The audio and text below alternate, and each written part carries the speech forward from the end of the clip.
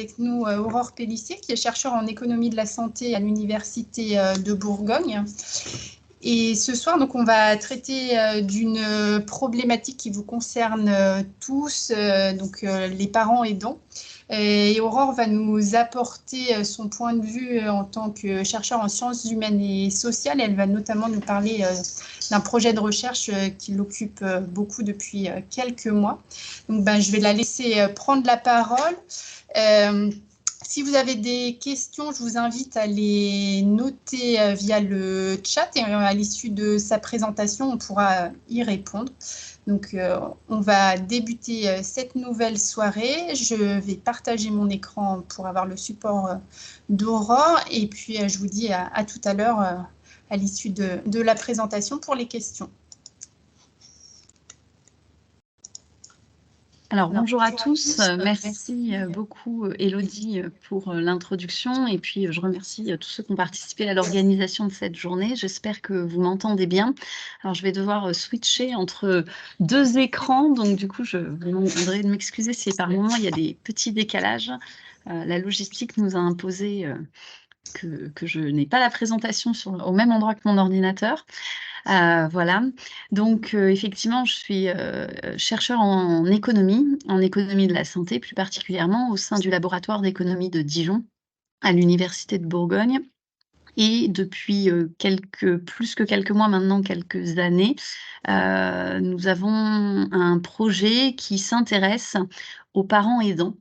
D'un enfant qui est porteur d'une maladie rare et nous avons monté un projet de recherche pluridisciplinaire en sciences humaines et sociales pour porter un regard peut-être plus fin sur le rôle des parents dans ce contexte particulier des maladies rares. Voilà, alors je vais vous présenter. Attends, est-ce que... Ah, ça s'est pas affiché, je crois. Si. Hop, donc, il faut que je passe. Voir si je fais ça. Non, c'est là-bas. Ah, ça y est. Voilà. Alors, pour commencer, c'est un programme de recherche qui est financé, qui a obtenu 2 financements. Un premier financement pour la partie pilote, c'est le projet CASPRA-PIL qui a été financé par la Fondation Maladies Rares via l'appel à projet en 2020. Et puis, l'intégralité du projet dans son ensemble a été financée par la CNSA via un appel à projet de l'IRESP. Alors, quel est aujourd'hui, pourquoi déjà, où est-ce qu'on a fait cette recherche? En fait, on a fait cette recherche parce que ces dernières années, on a beaucoup entendu parler de la notion des aidants, notamment pour les aidants de personnes âgées dépendantes ou de personnes qui présentaient la maladie d'Alzheimer. Et cette émergence, en tous les cas, du rôle des aidants et des conséquences que cela avait sur leur vie sociale, sur leur santé, sur leur vie professionnelle, a été mis en évidence grâce effectivement à un certain nombre de recherches qui ont eu lieu, notamment en économie. Et pour ma part, j'étais déjà intégrée dans la Fédération hospitalo-universitaire Translad et j'avais l'opportunité de côtoyer un certain nombre de familles finalement qui étaient dans des situations particulières avec des enfants atteints de maladies rares. Et à cette époque, j'ai fait le parallèle en me disant que finalement, les parents que je voyais étaient aussi des aidants, un terme qu'on n'emploie pas beaucoup pour les parents, et qu'ils étaient dans des situations, en tous les cas, d'aide qui pouvaient amener à s'interroger sur leur rôle, notamment parce qu'on avait un certain nombre d'études qui commençaient à sortir des chiffres sur les aidants et qui nous disaient que la population des aidants, c'était à peu près 1 Français sur 5 aujourd'hui, 9,5 millions d'aidants, et qui nous décrivaient les aidants, mais via le prisme majoritairement des personnes âgées. Et quand on y regarde un petit peu de plus près et qu'on commence un petit peu à gratter les données, on s'aperçoit que finalement, les situations sont extrêmement hétérogènes, notamment pour des parents qui seraient dans ces situations d'aidants. Elles sont hétérogènes, mais on n'arrive pas à les caractériser à l'époque. On n'arrive pas trop à savoir finalement ce que font les parents aidants parce que le questionnaire est le même pour tout le monde. Il est le même que je sois un aidant de personnes âgées ou il est le même que je sois un aidant d'enfants. Et dans ces questionnaires, comment est-ce qu'on caractérise l'aide? On la caractérise en cherchant la nature de l'aide, la diversité de cette aide et l'intensité de cette aide. Et ça passe par plusieurs mesures, notamment le fait de mesurer l'aide dans les activités de la vie quotidienne ou dans les activités instrumentales de la vie quotidienne. Ces activités de la vie quotidienne, c'est se nourrir, se laver, se déplacer au sein du foyer. Donc ce sont des activités, effectivement, que quand on est adulte et qu'on devient dépendant, on commence à perdre et pour lequel on a un besoin d'aide. Mais pour les enfants, c'est un peu différent puisque nos enfants, quand ils sont petits, de toute façon, on doit les aider finalement à manger, à se laver, à s'habiller, à se déplacer dans le logement ou à l'extérieur. De la même manière, pour ce qu'on nomme sous le vocable d'activité instrumentale de la vie quotidienne, à savoir aller faire les courses, faire son propre budget, faire ses papiers administratifs, prendre sa voiture ou le bus ou le train ou se déplacer, ça n'a pas du tout de sens pour les enfants.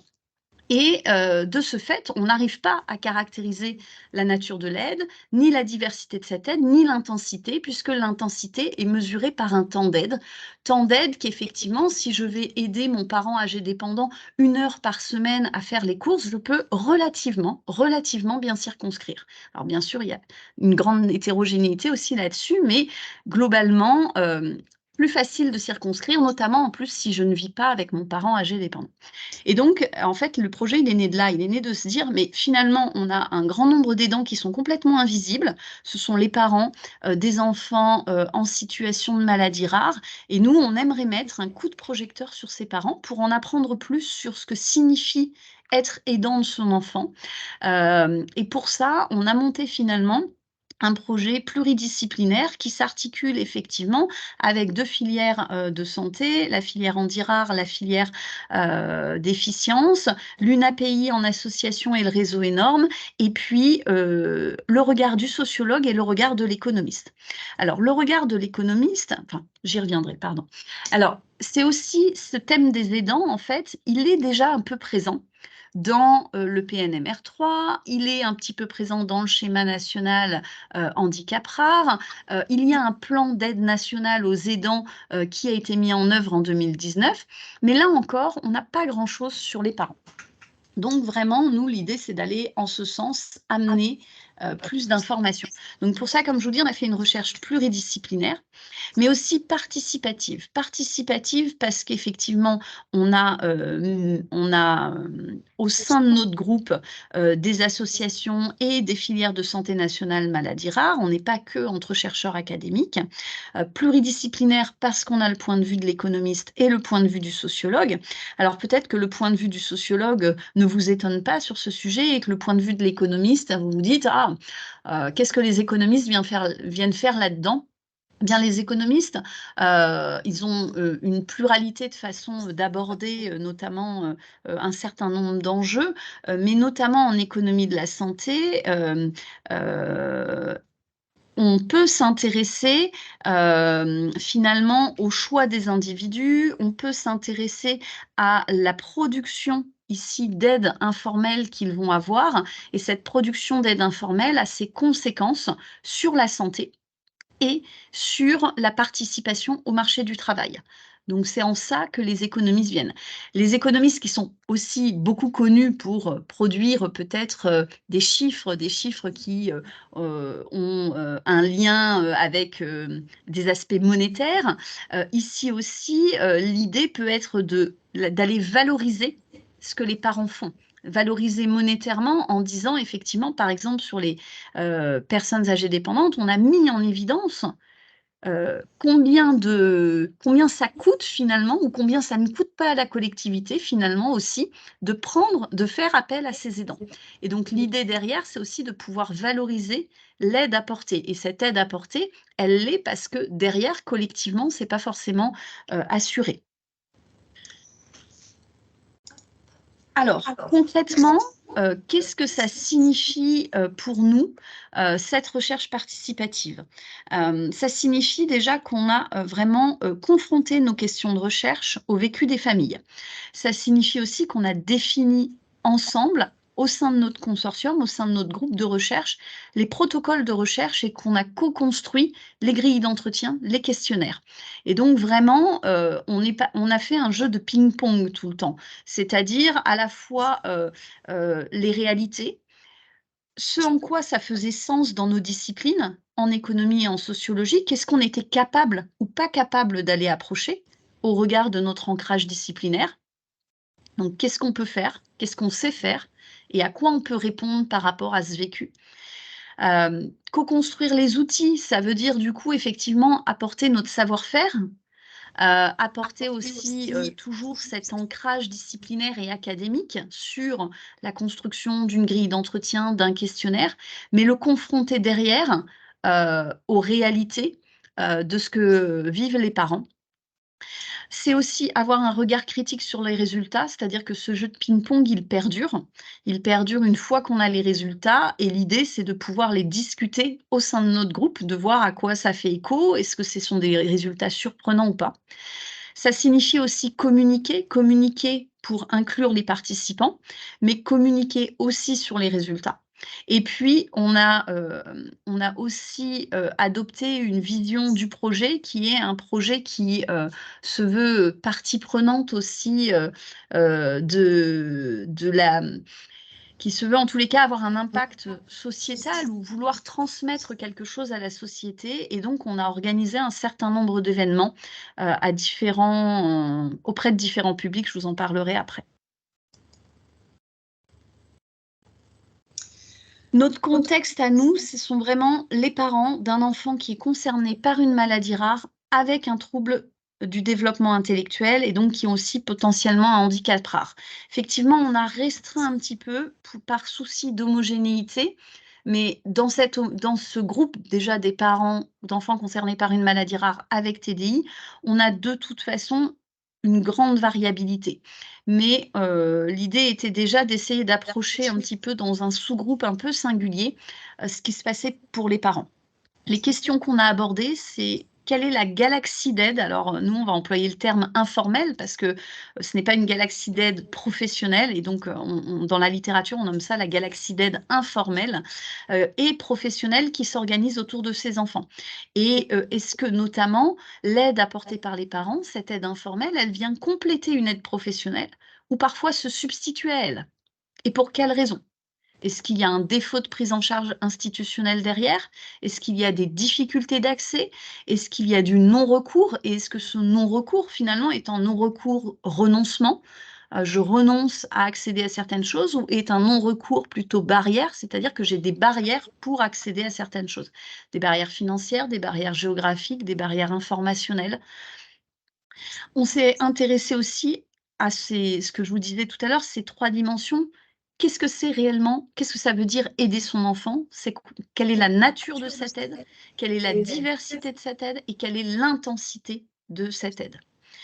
On s'est aussi intéressé à l'impact de cette aide sur la vie professionnelle et sur la santé des parents.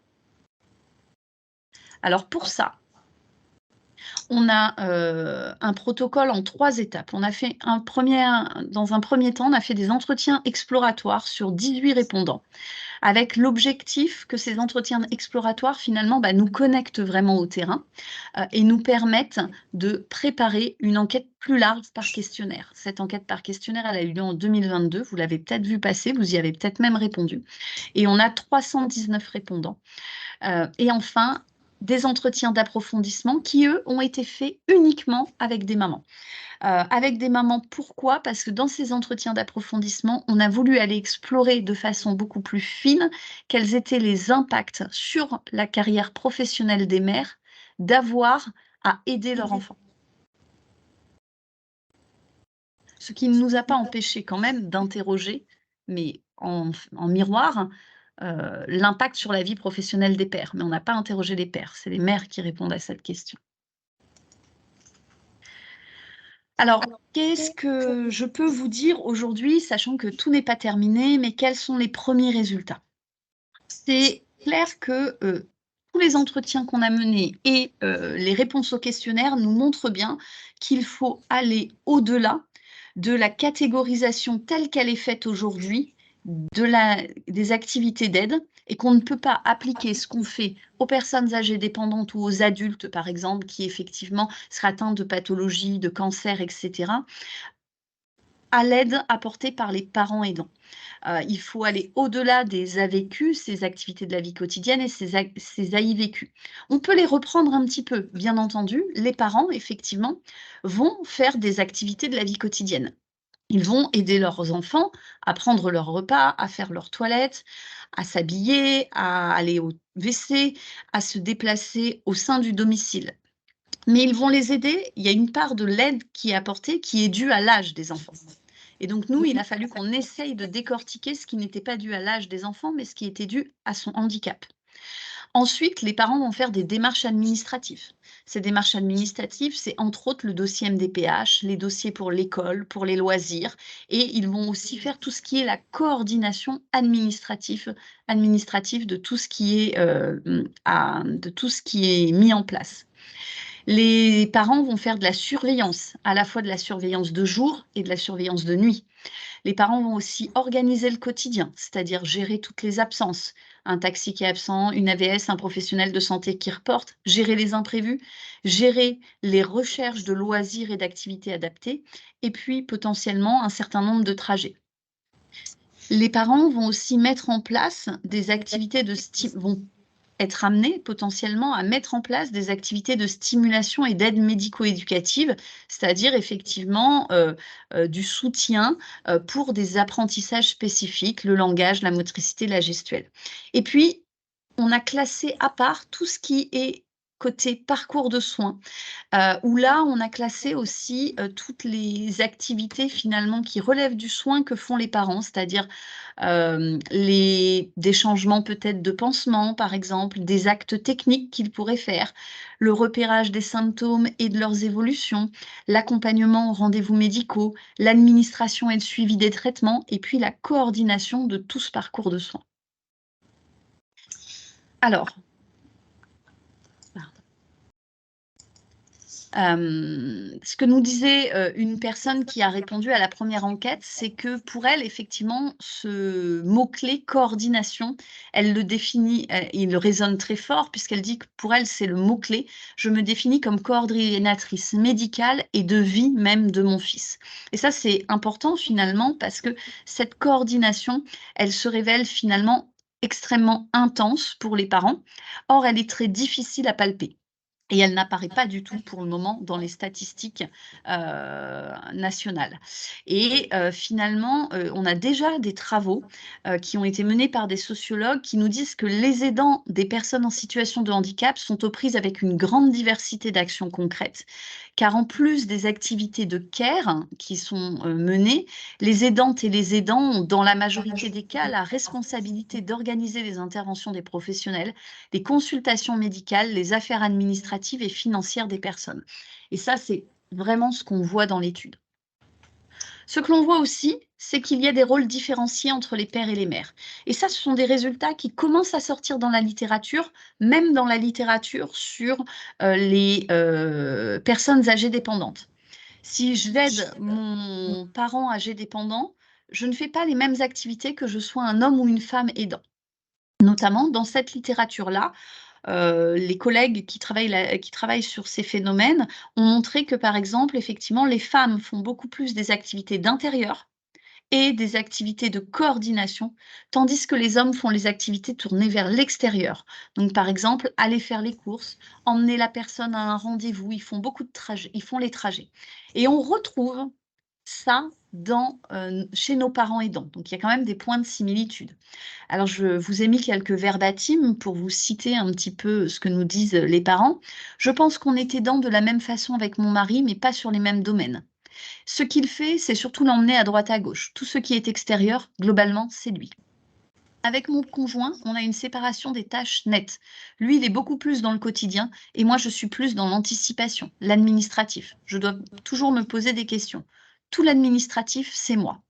Et ça, c'est important de distinguer effectivement ces différences d'activités, parce que notamment un grand nombre d'activités réalisées par les hommes sont des activités circonscrites dans le temps, pour lesquelles le timing est assez précis et l'objectif est assez clair et facile à atteindre. Il faut aller faire les courses. Il faut emmener l'enfant à un rendez-vous. C'est circonscrit dans le temps, il y a un objectif clair. Un objectif clair et atteignable. Par contre, ce que font les mères, notamment, est parfois déjà moins circonscrit dans le temps. C'est plutôt du travail au long cours, qui va sans arrêt, effectivement, qui va ajouter de la charge mentale, hein, je pense que vous me voyez venir, qui ne va pas avoir un résultat appréciable tout de suite et qui va potentiellement être difficile à atteindre parce qu'il faut effectivement mobiliser un certain nombre de ressources pour monter le dossier à la MDPH. Il faut se projeter dans les vacances scolaires et la prise en charge de l'enfant, etc. Et donc, on est sur des catégories d'activités complètement différentes dans leur temporalité et dans ce qu'elles vont imposer derrière en termes de ressources à mobiliser par les aidants. Ce ne sont pas des résultats, ce sont des résultats qu'on confirme pour les parents, mais qui ne sont pas effectivement différents de d'autres situations qui ont déjà pu être explorées un petit peu dans la littérature. Cresson, en 2006, nous disait qu'effectivement, les femmes prennent en charge l'écrasante majorité des soins profanes, ayant intériorisé cette assignation et vivant comme naturelle leur disponibilité aux proches. Alors là, on n'était pas forcément dans un contexte d'aidant, mais effectivement, le rôle d'aidante des femmes va de toute façon se rapprocher de la division sexuée que l'on connaît déjà dans les ménages. On montre aussi que la galaxie d'aide des parents est plus ou moins élargie, mais que, alors, galaxie d'aide, pour nous, c'est vraiment toutes les personnes que je peux mobiliser aussi pour venir en soutien à l'aide que j'apporte. Cette galaxie d'aide, elle peut être très variée. Alors nous, on a rentré le partenaire dans le questionnaire puisqu'on a interrogé une personne, on mettait le partenaire, les frères et les sœurs qui sont caractérisés par les parents souvent comme des aidants malgré eux. C'est être aidant pour un frère et une sœur, parfois ça se fait de façon assez anodine, mais c'est ah bah pendant que je fais autre chose, tu vas surveiller ton frère et ta sœur. Ou ah bah non, mais tu vas jouer avec lui à ce moment-là, s'il te plaît, accepte de jouer avec lui à ce moment-là et de jouer à son jeu. Ça va être aussi les grands-parents, ça peut être des voisins, des amis. Ici, pour le moment, alors ce sont des premiers résultats, donc je ne veux pas m'avancer sur leur caractère réellement avéré, mais ce qu'on semble percevoir, c'est qu'il y a un rôle important joué par les grands-mères maternelles. C'est-à-dire que la grand-mère maternelle va être un relais d'aide ou un soutien pour l'aidant principal. Et l'aidant principal, je ne l'ai pas dit encore, mais c'est la mère principalement. C'est ce qui ressort de l'enquête. Alors ensuite, on passe sur le côté un peu difficile qu'on a depuis le départ et même qui persiste malgré notre enquête. On a commencé d'approcher, c'est plus ou moins satisfaisant sur certains points. C'est aussi ça le jeu, si j'ose dire, de la recherche, c'est-à-dire qu'on peut se permettre de tâtonner, de questionner et on n'a pas forcément tout de suite la bonne réponse ou la bonne solution. Mais effectivement, quantifier l'aide, c'est vraiment compliqué parce que ce qui est difficile, alors pour les chercheurs, mais pour les gens qui répondent, c'est de faire la différence entre le rôle de maman et le rôle d'aidant. Mais le temps qu'on prend n'est pas le même. Je passe un temps supplémentaire pour tout. Au lieu de ramasser une paire de chaussettes pour la toute petite, je ramasse aussi celle de XX. Et ça, c'est difficilement quantifiable. C'est difficilement quantifiable aussi parce que toutes les tâches d'aide ne sont pas les mêmes. Effectivement, si je prends un peu de temps en plus pour changer mon enfant du fait de son handicap, parce que c'est plus compliqué, peut-être que je peux me dire « Ah bah oui, je prends 10 minutes en plus sur cette tâche-là ». Mais en fonction de l'aide que j'apporte, ça va être difficile de quantifier. Si c'est constituer le dossier MDPH, alors dans ce cas-là, ce n'est pas un temps d'aide vraiment circonscrit, c'est plutôt diffus. Et puis, ce n'est pas sur une semaine, c'est sur des mois. Donc, c'est compliqué après d'avoir une mesure de l'intensité, parce qu'effectivement, quand on fait un questionnaire, ce qu'on veut après, c'est pouvoir avoir un certain nombre d'indicateurs et de mesures qu'on va pouvoir présenter pour amener de l'explication sur les phénomènes. Et quand je dis ça, c'est notamment mettre en évidence pour le régulateur, notamment, eh bien, un certain nombre de chiffres qui sont construits de façon rigoureuse et qu'on peut opposer au régulateur et de dire, ben voilà le temps qui passent les parents en moyenne, voilà la diversité des temps d'aide qu'on peut avoir en fonction des situations, etc. Et donc déjà, calculer cet indicateur du temps d'aide, bien, c'est pas évident. Et d'ailleurs, on s'oriente vraiment plutôt là dans la recherche qu'on mène, plutôt pas sur le calcul d'un seul indicateur, mais sur une variété d'indicateurs qui montreraient justement cette diversité et cette complexité de l'aide apportée par les parents aidants. Il y a aussi des tâches d'aide que je fais sans y être totalement dédiée. Effectivement, quand je change mon enfant, là, j'y suis totalement dédiée. Mais quand je le surveille dans la journée et que je dois le surveiller en raison de son handicap, peut-être qu'en même temps, je fais autre chose. Je cuisine, je range les courses, etc. Et donc, bah forcément, c'est plus le même temps. Parce que si on commençait, on a fait un petit test un peu, si on commençait à mettre bout à bout tous les temps d'aide passés par les parents, bah, on explosait les 24 heures, ce qui n'était pas possible dans les faits. Parce que si on met le temps d'aide, le temps passé aux courses, etc., bah, ça faisait plus 24 heures. Il y a aussi des activités d'aide sur lesquelles, en fait, on n'est pas complètement dédié à la tâche, mais on guide. On guide l'enfant, notamment quand il grandit, on le guide pour s'habiller, etc. Et puis, il y a cette idée de continu ou fractionné. Comme je vous le disais, ben voilà, il y a des choses qui sont sur des temps précis et puis il y a des choses qui sont sur des temps beaucoup plus longs. Alors, malgré cela, qu'est-ce que ça donne un petit peu quand on regarde les temps passés par les parents? Alors, vous voyez, sur le premier graphique, on voit toute la disparité des temps. On a quand même additionné tous les temps d'aide et on les a mis par semaine. On voit bien qu'il y a une grande diversité. Ici, il y a des gens qui cumulent pas du tout d'heures d'aide, et puis plutôt aux alentours à peu près de 25 heures, et puis plutôt après, on aurait ce qu'on dit une distribution avec plutôt deux grands blocs, des gens qui sont autour de 25 heures et des gens qui sont autour de 100 heures par semaine. Donc on voit bien qu'il y a une sorte de polarisation du temps d'aide. Alors bien sûr, derrière, il faudrait aller voir. Peut-être que, c'est d'ailleurs ce qu'on va faire, on a des gens qui ont leurs enfants qui sont en internat. Donc nécessairement, ils n'ont les temps d'aide que sur les week-ends lorsqu'il s'agit de temps d'aide physique, mais ils ont quand même des temps d'aide en termes potentiellement d'organisation administrative, de coordination. Donc bien sûr, tout ça, ça va varier. Ça va varier en fonction de l'âge de l'enfant, ça va varier en fonction de la nature de son handicap et de ses possibilités à être plus ou moins autonome. Mais voilà, pour vous donner un petit ordre d'exemple des différents temps d'aide. Et en moyenne, on est à un peu plus de 53 heures par semaine. 53 heures, ça fait plus qu'un 35 heures et qu'un emploi. Ensuite, quand on regarde la disparité, quand on regarde, pardon, la composition de ces temps d'aide, qu'est-ce qu'on voit?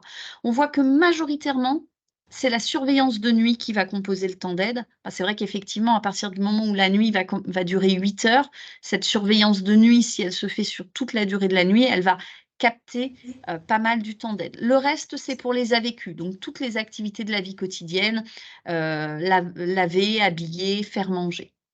Les trajets prennent à peu près 8% du temps, ainsi que les activités de stimulation. Et puis ensuite viennent l'organisation de la prise en charge, les soins et les tâches administratives. Alors, pour nous, on estime on pense qu'on est plutôt sur un montant plancher là. Sur ces estimations d'heures d'aide, parce que déjà on a dû faire pas mal d'ajustements, on a dû passer des temps d'aide par semaine, par mois en temps d'aide par semaine, etc. On a dû faire un certain nombre de choix pour pouvoir agréger, mais on pense qu'on est plutôt sur quelque chose de plancher parce qu'il y a plein d'activités d'aide qui sont difficilement mesurables pour les parents. Alors, si on passe à la diapo suivante, comment les aidants perçoivent-ils l'aide qu'ils apportent? on a demandé effectivement si pour eux, c'était des activités. On s'est dit que, certes, caractériser l'aide apportée par les aidants, c'était important, mais qu'il y avait certaines activités d'aide qui pouvaient être plaisantes et d'autres déplaisantes, et certaines plus déplaisantes que d'autres. Et donc, on a voulu chercher à approcher le rapport, la perception, le vécu des aidants vis-à-vis de ces différentes activités d'aide. Alors, peut-être, je pense que sans surprise, ce qui est vécu comme difficile ou très difficile, c'est de remplir le dossier MDPH. C'est aussi de réaliser des activités spécifiques pour favoriser le langage, la communication, la motricité. Et puis, c'est ensuite le fait de garder un œil ou de surveiller constamment l'enfant dans la journée et de faire les démarches administratives et la coopération. On a beaucoup moins de parents qui nous déclarent avoir un vécu difficile ou très difficile lorsqu'ils réalisent les soins, qu'ils effectuent leur trajet ou qu'ils sont dans les activités de la vie quotidienne.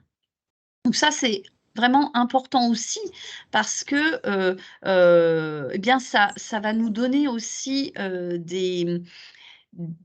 comment dire, ça peut aussi donner des priorités et des leviers d'action pour améliorer le bien-être des aidants. Parce qu'après tout, même si certaines activités d'aide prennent du temps, si les aidants ils prennent du plaisir à les réaliser, eh bien, il n'y a pas de raison en tous les cas, il est sans doute moins légitime qu'on cherche à les substituer peut-être avec d'autres, avec une réponse en termes de politique publique. Par contre, ça ne veut pas dire qu'il ne faut pas pour autant valoriser l'activité qu'ils font. Les effets sur la santé, je vous en ai sélectionné quelques-uns parce que il y en aurait un petit peu plus, mais on est encore en train de les dépouiller. On a quand même 60% des répondants qui nous déclarent devoir s'adapter tout le temps et gérer des imprévus. Avoir toujours quelque chose en tête pour l'organisation de l'aide. Être le référent unique, la personne qui doit tout gérer et tout organiser. Alors ça, par exemple, je vais vous citer un verbatim d'un parent qui disait, voilà, ce qui est lourd pour moi, ça vraiment, ça fait référence à cette notion de charge mentale qui aujourd'hui a un impact très important sur la santé, puisque ça a à la fois un impact sur la santé mentale des personnes, mais on sait aussi que l'impact sur la santé mentale va avoir un impact aussi sur notre santé physique. Et donc, cette personne disait, effectivement, ce qui est très lourd pour moi, c'est la charge mentale. Toutes les petites choses auxquelles je dois penser dans la journée. Parfois, j'arrive à mon bureau à 10 heures et je commence à travailler à 15 heures de l'après-midi car je suis au téléphone pour mon fils. J'ai un problème de reconnaissance de mon mari à ce niveau-là. Dès qu'il y a un grain de sable dans l'organisation, pour un truc qui change, il faut faire plein de choses. Par exemple, aujourd'hui, on a un rendez-vous médical, il faut prévenir 4 personnes que l'organisation change. Et ça, effectivement, eh bien, on va voir que ça prend une part importante sur la santé des individus, mais ça a aussi des impacts sur leur vie professionnelle. Alors, en termes d'impact sur la vie professionnelle, les premiers résultats que je peux vous montrer, les résultats statistiques, et puis après, je passerai à des résultats très intéressants qui nous ont été mis en évidence par la phase qualitative à la fin qui a ciblé plus spécifiquement 19 maires. Globalement, dans l'enquête, on montre que 89% des répondants sont en emploi, ce qui est un chiffre relativement élevé. On aurait pu s'attendre à ce que plus d'aidants doivent mettre de côté leur emploi pour pouvoir réaliser leur activité d'aide. Alors attention, par contre, être en emploi, ça veut dire avoir un contrat de travail. Donc, je peux très bien être en arrêt maladie, mais être en emploi. 46% sont à temps complet et par contre, ce qu'on voit, c'est que les aidants ont dû faire de nombreux aménagements. 65% ont dû prendre des congés ou plusieurs arrêts, réduire leur temps de travail, modifier leur organisation, reléguer leur carrière au second plan. Et 55% ont renoncé à des responsabilités supplémentaires ou à des promotions ou ont évolué moins vite que prévu. Donc les effets sur l'emploi, ils ne sont pas simplement binaires. C'est pas seulement effectivement je m'arrête de travailler ou pas, mais c'est je fais des adaptations multiples, des adaptations en termes de temps de travail, donc en termes quantitatifs, mais des adaptations aussi en termes qualitatifs, c'est-à-dire vraiment sur la nature de l'emploi que j'occupe, la nature des responsabilités auxquelles j'accède et la nature des promotions auxquelles je suis susceptible d'accéder et de bénéficier. J'avais un verbatim pour une maman qui, par contre, elle a arrêté de travailler. Elle dit, moi, je viens de m'arrêter de travailler, je n'ai pas eu le choix.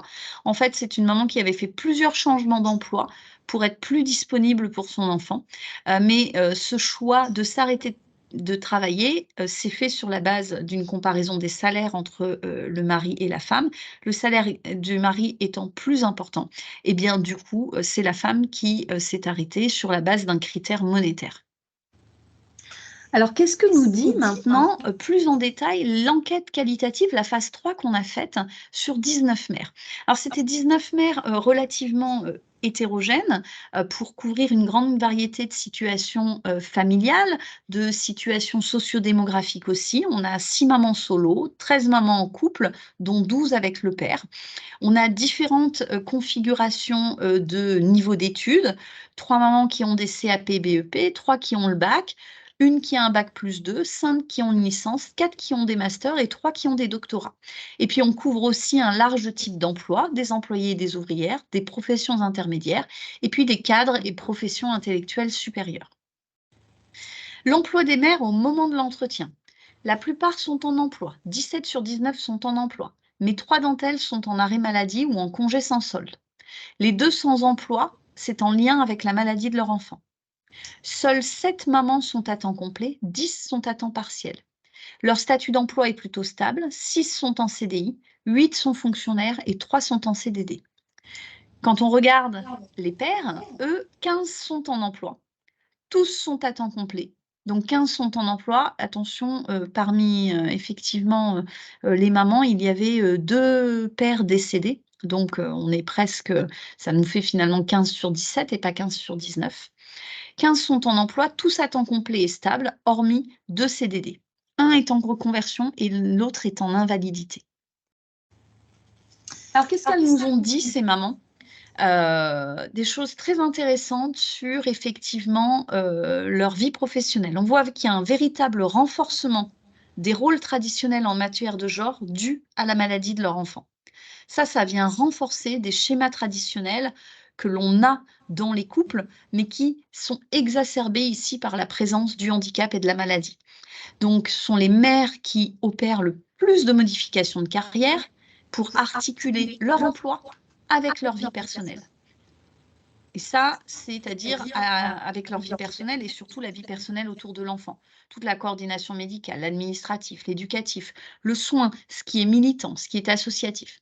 Les pères, eux, ne modifient pas leur carrière et souvent, ils s'y consacrent davantage car ils prennent le rôle de principal pourvoyeur de ressources. Ils aident pour des tâches bien précises, ce qu'on disait tout à l'heure. Ils fournissent un soutien d'appoint quand la mère a un empêchement et ils fournissent un soutien moral en venant au rendez-vous important. Il y a des raisons entremêlées pour expliquer ce renforcement des rôles traditionnels. Ce sont à la fois des arrangements économiques, effectivement dus au fait que les mères ont des salaires moindres, mais c'est aussi des rôles de genre qui apparaissent. C'est-à-dire qu'effectivement, eh bien, on vient reprendre, on vient réinvestir les rôles traditionnels au sein du ménage. Et notamment, ce qu'on appelle des motivations intrinsèques, c'est-à-dire ce rôle qui serait naturel de la maman. Il est naturel que ce soit elle de prendre d'endosser ce rôle-là. Alors, j'ai un verbatim ici. Est-ce que la question s'est posée que ce soit votre conjoint qui prenne le temps partiel? Ben non, parce que moi, je ne gagnais pas grand-chose, puis lui gagnait mieux. Puis de toute façon, à ce moment-là, je n'ai pas du tout envie de lui laisser l'enfant. Et puis lui, il a compris toutes les rééducations, il n'a pas compris toutes les rééducations, il n'a pas compris les trajets, et il n'a toujours pas compris qu'il avait un enfant handicapé. Oui, vous ne le sentiez pas, dit l'intervieweuse. Non, non, c'était compliqué. L'emploi heurté des mères. Alors ça, c'est effectivement tout ce qui a été mis en place par les mères pour quand même potentiellement conserver leur emploi. Réduire leur temps de travail, passer en télétravail ou modifier leurs horaires, choisir des horaires de travail difficiles, donc dégrader la quantité est modifiée, mais en plus de ça, la qualité est dégradée. Je vais travailler le soir, je vais travailler les week-ends, ça me permet du coup de pouvoir plus facilement effectivement être présente les jours où mon enfant a des prises en charge. Et ça va faire l'objet de remarques par les collègues et par la hiérarchie sur les horaires, sur les absences. Ça a des conséquences néfastes sur la vie privée parce que l'emploi n'est plus seulement dans la sphère de l'emploi. Il dérive à la maison. Je vais rattraper mon retard à la maison, je vais rattraper mon retard le soir. C'est renoncer à des emplois qualifiés, voire se réorienter. Et ça, notamment chez les mamans qui faisaient partie des catégories socio-professionnelles cadres plutôt, eh bien, il y a eu une déqualification de leur emploi. Il y a des projets de reconversion, du coup, ça fait se poser des questions sur le sens du métier et des projets de reconversion sur des métiers qui ont du sens. Et ce sens, il est donné finalement souvent par la maladie de l'enfant. Et puis, c'est le fait aussi, parfois, inverse, de surtravailler, de compenser tout ce que peut impliquer le handicap dans la sphère du travail et de démontrer aux autres, et notamment aux collègues et à la hiérarchie, qu'on est autant capable que eux, et qu'on est irréprochable et qu'on va compenser toutes les absences. Alors, ces situations, elles varient. Elles varient selon le handicap de l'enfant. Plus effectivement la prise en charge est troublée, plus la prise en charge est instable, plus le handicap de l'enfant est évolutif ou est difficile à gérer par des parties prenantes extérieures, et bien plus, bien sûr, la situation d'emploi de la mère va être impactée. Et notamment, on a l'impression, dans les premières analyses, que les mères dont les enfants ont des troubles du comportement, eh bien, elles ont des trajectoires d'emploi qui sont davantage heurtées. On voit aussi des variations sur les catégories socio-professionnelles. Et là, c'est un résultat relativement singulier que l'on met en évidence et auquel on ne s'attendait pas. C'est que finalement, celles qui sont les plus heurtées, ce sont les mamans diplômées. Ce sont elles qui sont les plus heurtées à la fois dans leur emploi et à la fois aussi dans leur vie personnelle. Parce qu'en fait, c'était des situations où, notamment, les rôles traditionnels étaient un petit peu moins investis. Et là, elles réinvestissent des rôles traditionnels qu'elles n'avaient pas avant. Et puis, eh bien, elles ont un sentiment de déclassement fort parce qu'elles avaient des emplois, elles ont fait certaines études pour accéder à des emplois qualifiés à responsabilité. Et en fait, elles sont dans l'obligation d'y renoncer ou de les aménager, et elles n'avaient pas prévu ces aménagements-là. En plus, ça c'est quelque chose qui ressort, c'est que finalement, on pourrait se dire, bah, pourtant c'est un petit peu étrange, on sait notamment de par les sociologues ou même les économistes que bah, avec mon niveau d'éducation ou avec certains types d'emplois, j'ai la possibilité de mobiliser plus de capital social, plus de moyens pour accéder à certains biens ou services.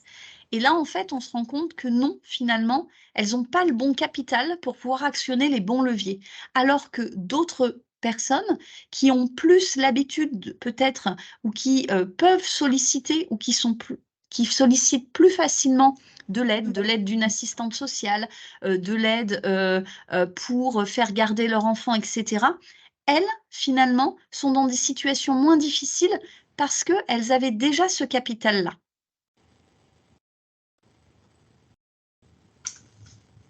Je vais clore, parce que je vois que le temps avance. On a quand même une précarisation multiforme, directe, la perte de salaire, et ça, c'est une conséquence directe, indirecte et à plus long terme, c'est-à-dire que ces situations, elles impactent les mères aujourd'hui, mais elles vont les impacter à plus long terme sur leur retraite, sur la probabilité de retourner sur le marché du travail une fois que je me suis arrêtée, sur les possibilités de se reconvertir dans des emplois qui ont plus de sens, mais dont on sait aujourd'hui que ces emplois sont majoritairement plus instables et peu rémunérateurs. Et puis, c'est aussi une précarisation qui peut les enfermer dans des formes d'arrangement social qui ne sont pas voulues, c'est-à-dire rester avec le conjoint parce que le divorce impacterait trop négativement la vie des familles. Et là, le niveau de diplôme, ce qu'on montre et qui est un résultat, il me semble, assez important, c'est que le niveau de diplôme, le niveau d'emploi et la rémunération ne protègent pas de ces effets négatifs. Alors qu'on pourrait penser qu'ils sont des facteurs protecteurs, ils ne le sont pas. Alors, au-delà de ces aspects vraiment de recherche académique, on a cherché aussi à avoir différentes actions. On avait monté un petit workshop qui s'adressait là aux académiques et qui avait pour objectif justement de discuter avec d'autres collègues, économistes, sociologues, psychologues, de toutes ces recherches sur les aidants. L'idée, c'était de fédérer un petit peu autour de ces recherches en sciences humaines et sociales pour justement en apprendre plus des recherches les uns des autres et puis pouvoir discuter de nos résultats, discuter de nos méthodes avec des chercheurs. On a aussi fait des événements grand public. On a fait 2 ciné-débats. Un premier ciné-débat qui était sur la base de courts-métrages qui parlait justement du rôle de parent lorsque mon enfant est en situation de handicap ou a une maladie rare. Et on a fait un deuxième ciné-débat où on a parlé de l'inclusion, notamment l'inclusion dans le sport pour des enfants qui avaient des troubles du spectre autistique, parce que c'est vrai que dans nos entretiens, ce qui ressort aussi, c'est que au-delà de tout un tas de problématiques qu'on connaît bien, l'accès aux loisirs est un véritable enjeu pour bon nombre de familles. On a fait une exposition photo sur les parents aidants, sur les grilles du jardin d'Arcy à Dijon, et puis cette exposition photo, elle est amenée à naviguer un petit peu partout en France. Et puis, on a participé à de nombreuses journées. On fait des petites infographies, alors de façon très ponctuelle, et vous pouvez les retrouver avec les résultats, avec quelques grands résultats des études. Vous pouvez les retrouver sur notre blog. Vous voyez le QR code qui vous permettra d'y accéder. Voilà, on essaye de mettre à jour assez régulièrement. On va essayer là de remettre un petit peu plus d'infographies, voilà, pour faire passer les résultats de cette recherche. Et puis, il ne faut pas hésiter à nous contacter. Via le blog, on a un formulaire de contact ou alors via mon adresse mail. Voilà, je vous remercie pour votre attention et puis n'hésitez pas si vous avez des questions.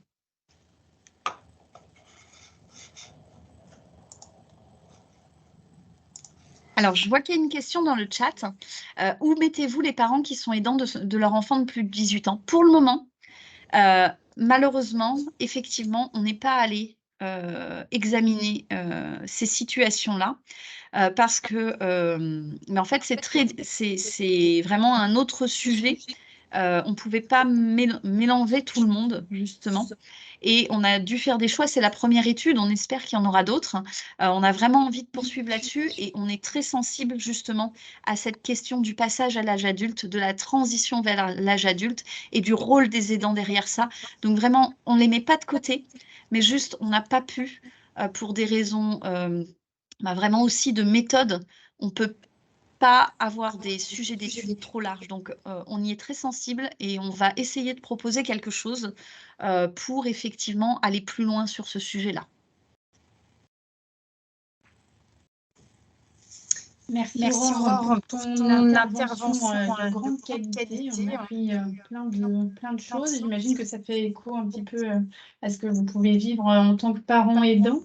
Est-ce que vous voulez partager avec nous votre expérience de parent aidant? Est-ce que vous avez d'autres questions par rapport à la présentation d'Aurore? N'hésitez pas, du coup, si vous voulez échanger et participer avec nous. Oui, du coup, je vous laisse peut-être prendre la parole. Ce sera peut-être plus facile que par le chat, Brigitte. Oui, je sais. Est-ce que vous m'entendez? Je ne sais pas si votre micro est c'est toi qui n'as pas de micro, regarde. C'est toi qui n'as pas de son, pardon. Voilà. Je sais pas, la caméra. Pourtant, j'ai mis la caméra. Enfin, c'est pas grave. C'est tout bon. C'est tout bon? Ok. Oui, donc je suis pas vraiment concernée parce que c'est moi qui ai posé donc la question par rapport aux parents effectivement d'enfants, puisque ma fille a 34 ans. Mais dans ce que vous avez pu dérouler effectivement dans votre étude, écoutez, je suis un peu dans l'expectative parce qu'en fin de compte, rien ne bouge. par rapport à ce que j'ai pu vivre, effectivement. Bon, je viens juste d'être en retraite en plus, hein, j'ai 63 ans. Et tout ce que vous avez pu effectivement remonter effectivement comme problématique au niveau des mamans sont les mêmes depuis que moi, bon, que Lison est née, donc il y a 34 ans.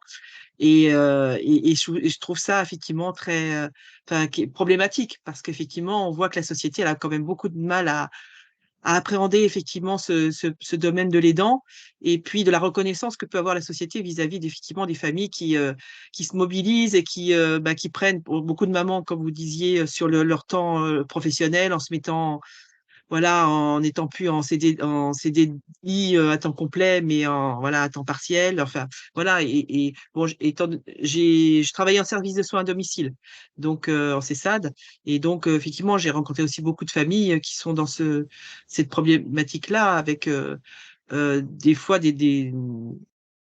des gros soucis, voilà, d'aide en tout cas. Et puis en ce moment, enfin, de ce que j'ai pu laisser là au niveau de mon travail, c'est aussi le grand questionnement par rapport à la prise en charge des enfants qui n'ont pas d'IME, enfin voilà, tout ce qui va être établissements médico-sociaux qui sont vraiment, c'est une grosse catastrophe, quoi. Ce qui ne va pas permettre effectivement à d'autres mamans de pouvoir reprendre éventuellement leur travail. Voilà. Alors ça, c'est quelque chose, merci beaucoup pour votre intervention. Vous m'entendez bien parce que j'utilise le micro, j'utilise ton micro. Pour moi, c'est bon. Ok, parfait. Merci beaucoup pour cette intervention, vraiment. Alors, c'est quelque chose qu'on est en train, j'ai préféré pas encore trop aborder, déjà parce qu'il y a beaucoup de résultats dans la recherche, et puis qu'on est en train d'essayer de regarder ça, ces problèmes de prise en charge, parce que on ne pensait pas qu'il y avait autant de prise en charge incomplète et que ça allait ressortir à ce point-là. Et en fait, effectivement, on voit qu'il y a beaucoup de prise en charge incomplète dans nos répondants au questionnaire. Et donc, il y a beaucoup de demi-journées, voire de journées complètes où les enfants n'ont pas de solution institutionnelle de prise en charge. Du coup, il y aurait effectivement des leviers d'action très importants. Et justement, nous, ce qu'on essaye de faire, alors, nous, on apporte juste des billes, entre guillemets, notre souhait, ça serait qu'effectivement, ces résultats, ils puissent allumer des warnings à d'autres, qui soient relayés par les associations, qui soient relayés effectivement par des décideurs politiques, en tous les cas jusqu'à ce niveau-là. On reste modeste sur nos ambitions, mais voilà, en tous les cas, on espère apporter un certain nombre d'éclairages, de coups de projecteur pour vraiment mettre en évidence ce qui apparaît comme étant des grands freins ou des grands enjeux. Et derrière ça, la prise en charge fragmentée, voilà, on est en train de creuser un petit peu ce sujet-là pour justement comprendre qui semble aussi le plus impacté par cette prise en charge morcelée. Et donc, on est en train de creuser ça de façon assez fine statistiquement pour essayer d'avoir un certain nombre de faits qu'on met en évidence et derrière, du coup, que ce soit assez précis pour qu'il y ait des leviers d'action. Voilà. Donc, les 6 prochains mois nous diront si on arrive à faire ça. Mais en tous les cas, déjà, c'est sûr qu'on peut mettre en évidence qu'il est clair que tout le monde n'a pas une prise en charge à 100%. Il est clair que cette non-prise en charge à 100%, elle n'est pas voulue, elle est subie. Aussi. Okay. Voilà. Merci. Merci à vous. Je vois une autre question, n'hésitez pas. Monsieur Thiellet, du coup, vous vouliez intervenir ? Oui, merci. Bonsoir. Bonsoir. Moi, je voulais vous remercier pour votre travail parce que c'est très précieux pour les associations, justement, parce que ça nous donne vraiment un support pour faire valoir la spécificité de la situation maladie rare par rapport à la thématique des aidants. Et voilà, je trouve que ça montre bien que c'est encore plus compliqué. Et puis j'avais une petite question parce que souvent donc il y a des maladies génétiques. Est-ce que vous avez pu mettre en évidence des situations et est-ce que ça peut impacter où le parent aidant est lui-même en situation de handicap et malade?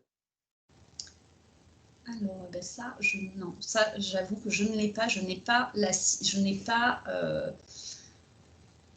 ne crois pas qu'on ait que je regarde, on approche la santé du parent. On sait s'il a une maladie chronique, il me semble. Mais est-ce que lui-même est porteur de la maladie rare de son enfant? Je ne crois pas. On ne l'a pas. Ça, c'est vrai que ça serait encore effectivement quelque chose à creuser. Mais là, non, je suis à peu près sûre que je n'ai pas cette info-là. Par contre, je vous remercie pour votre intervention et puis le fait que cette recherche, elle correspond effectivement à des attentes que vous pouvez avoir et que les associations peuvent avoir. Je pense que notre idée aussi, ça sera d'organiser un webinaire à la fin où tout le monde pourra venir et on partagera les résultats finaux, vraiment, et là, cette fois, beaucoup plus aboutis. Donc voilà, il ne faudra pas hésiter à diffuser l'information.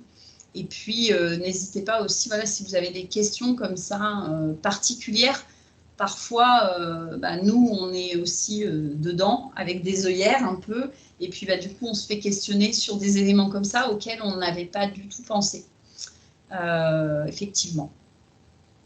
Donc là, j'ai malheureusement pas de réponse, mais en tous les cas, peut-être qu'il y a d'autres questions qui peuvent émerger et auxquelles je pourrais répondre. Merci. Et vous savez dans quel délai on pourra prendre connaissance des résultats de votre étude? Alors, on doit rendre un rapport pour fin mai 2024. Après, tous les résultats ne seront pas publiés dans le sens où, pour les faire valider, on va aussi suivre des processus de publication scientifique. Donc, tous les résultats ne seront pas encore publiés scientifiquement, mais on va de toute façon entamer ce processus assez rapidement. Et on doit rendre le rapport fin mai, donc je dirais en juin, juillet. Voilà, on n'aura pas tout qui sera publié scientifiquement, mais on aura déjà une grande partie des résultats, avec une certaine confiance en ces résultats. Voilà. Non, écoutez, merci beaucoup, parce que vraiment, enfin voilà, je pense surtout pour les institutions qui ont à prendre en charge, à soutenir d'une manière ou d'une autre les aidants. Je pense que voilà, qu'ils puissent avoir l'éclairage spécifique de la situation maladie rare, c'est vraiment très important. Donc merci beaucoup pour votre travail. Merci à vous, et puis j'en profite quand même parce que c'est vrai que je suis très touchée. Souvent, j'entends beaucoup les gens nous dire merci pour le projet, mais merci beaucoup en fait à toutes les parties prenantes du projet et du coup les parents en priorité, parce que c'est vous qui nourrissez le projet. Nous, on est juste là pour mettre un petit peu en musique ce que vous nous dites, mais derrière ce projet, il y a quand même 2 fois 19 parents qui ont participé à des entretiens qui sont longs, qui sont remuants quand même. Et puis, on a 400 parents qui ont répondu au questionnaire. Donc, c'est vrai que pour nous, vraiment, merci beaucoup, parce que cette recherche, c'est vraiment une recherche faite avec les parents concernés et on l'espère pour les parents concernés. Donc voilà, merci. En tous les cas, si de près ou de loin, vous avez participé à l'étude, vous avez relayé ou même le fait d'être là, merci beaucoup.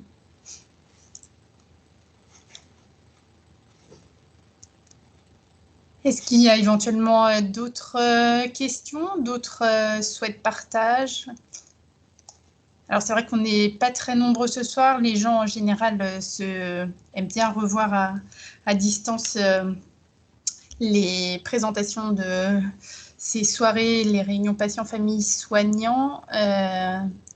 Du coup, est-ce qu'on s'arrête là pour ce soir ou est-ce que vous voulez encore partager des choses autour de la thématique?